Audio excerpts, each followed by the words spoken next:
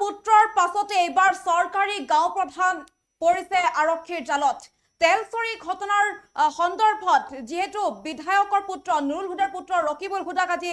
গ্ৰেপ্তাৰ কৰা হৈছে তাৰ পাছতে চৰকাৰী গাঁও প্ৰধানক এবাৰ গ্ৰেপ্তাৰ কৰিছে আৰক্ষীয়ে তেলচুৰিৰ সন্দৰ্ভত তেলচুৰিৰ ঘটনাৰ সৈতে জড়িত থকাৰ অভিযোগ আছে গাঁও প্ৰধানৰ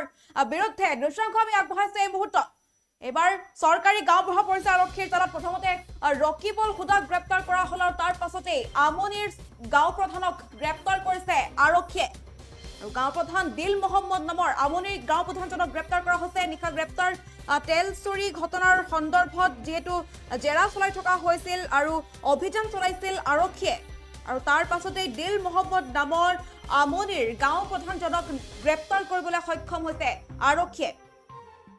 দীৰ্ঘদিনৰে পৰা তেলচুৰিৰ সৈতে জড়িত থকাৰ অভিযোগত অভিযুক্ত গাঁও প্ৰধানজন আমনিৰ গাঁও প্ৰধান দিল মহম্মদক গ্ৰেপ্তাৰ কৰিছে আৰক্ষীয়ে আৰু বিধায়কৰ পুত্ৰৰ পাছতে এইবাৰ আৰক্ষীৰ জালত পৰিছে আমনিৰ গাঁও প্ৰধান চৰকাৰী গাঁও প্ৰধান এইবাৰ আৰক্ষীৰ জালত পৰিছে তেলচুৰিৰ ঘটনাৰ সৈতে জড়িত থকাৰ অভিযোগত অভিযুক্ত চৰকাৰী গাঁও প্ৰধান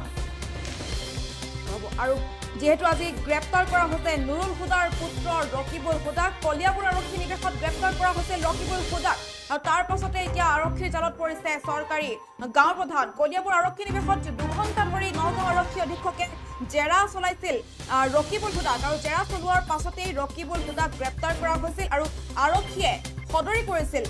কালি সদৰি কৰিছিল যেতিয়া ৰকিবুল হুদাক বিচাৰি আৰক্ষীয়ে অভিযান চলাই আছিল তেতিয়াই আৰক্ষীয়ে সদৰি কৰিছিল যে ৰকিবুল হুদা তেলচুৰি চক্ৰান্তৰ সৈতে জড়িত আছে আৰু ৰকিবুল হুদাক গ্ৰেপ্তাৰ কৰাৰ পাছতেই জেৰাৰ অন্ততে আৰু বহু মুখা আচলতে খোল খাব আৰু বহু লোক এই ঘটনাৰ সৈতে জড়িত তেলচুৰি সংক্ৰান্তৰ সৈতে জড়িত গেংটোৰ বিভিন্ন সদস্যৰ কথা আচলতে পোহৰলৈ আহিব বুলি জনাইছিল আৰু তাৰ পাছতে ৰকিবুল হুদাক গ্ৰেপ্তাৰ কৰা হৈছে ৰকিবুল হুদাক গ্ৰেপ্তাৰ কৰাৰ পাছতে জেৰা চলোৱা হৈছিল আৰু জেৰাৰ অন্তত গাঁও প্ৰধানক এবাৰ গ্ৰেপ্তাৰ কৰা হৈছে এবাৰ গাঁও প্ৰধান অভিযুক্ত হৈছে তেলচুৰিৰ সংক্ৰান্তত পুনৰবাৰ জনাই আছো এবাৰ বিধায়কৰ পুত্ৰৰ পাছতে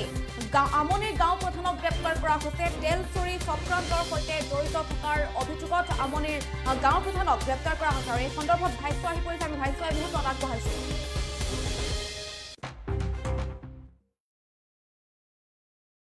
ইনভেষ্টিগেশ্যন চলি আছে এতিয়া আমি তেওঁক গ্ৰেপ্তাৰ কৰিছোঁ আৰু কাইলৈ কোৰ্টত প্ৰডিউচ কৰিম তাৰ পৰা পৰৱৰ্তী সময়ত আপোনালোকক জনাম স্যাৰ তেওঁ মানে তেলচুৰিৰ লগত জড়িত থকাটো সত্য সেইটো ৰাতিপুৱাই মই কৈছোঁ যে যিখিনি এভিডেঞ্চ আমাৰ আছে আপোনালোকে গমেই পাইছে আৰু সেইখিনি এতিয়া যি আমি তেওঁক সোধপোছ কৰিলোঁ আৰু যিখিনি আমি এভিডেঞ্চ পাইছোঁ কোৰ্টত কালি প্ৰডিউচ কৰিম আৰু কোনোবা জড়িত হৈ আছে নেকি তেওঁ এতিয়া ক'ব পৰা হ'ব গ্ৰেপ্তাৰ কৰা হৈছে হয় আমি এতিয়া সোধপোছ কৰি আছোঁ ইনভেষ্টিগেশ্যন চলি আছে এতিয়া আমি তেওঁক গ্ৰেপ্তাৰ কৰিছোঁ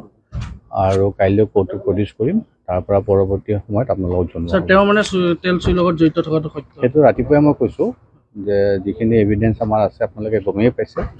আৰু সেইখিনি এতিয়া যি আমি তেওঁক সোধপোছ কৰিলোঁ আৰু যিখিনি আমি এভিডেঞ্চ পাইছোঁ কোৰ্টত কালি প্ৰডিউচ কৰিম আৰু কোনোবা জড়িত হৈ আছে নেকি তেওঁ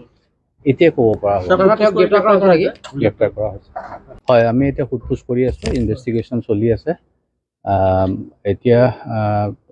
আমি তেওঁক গ্ৰেপ্তাৰ কৰিছোঁ আৰু কাইলৈ কোৰ্টত প্ৰডিউচ কৰিম তাৰ পৰা পৰৱৰ্তী যিকোনো খবৰৰ বাবে যোগাযোগ কৰক 7099017330 আৰু 7099017110 নম্বৰত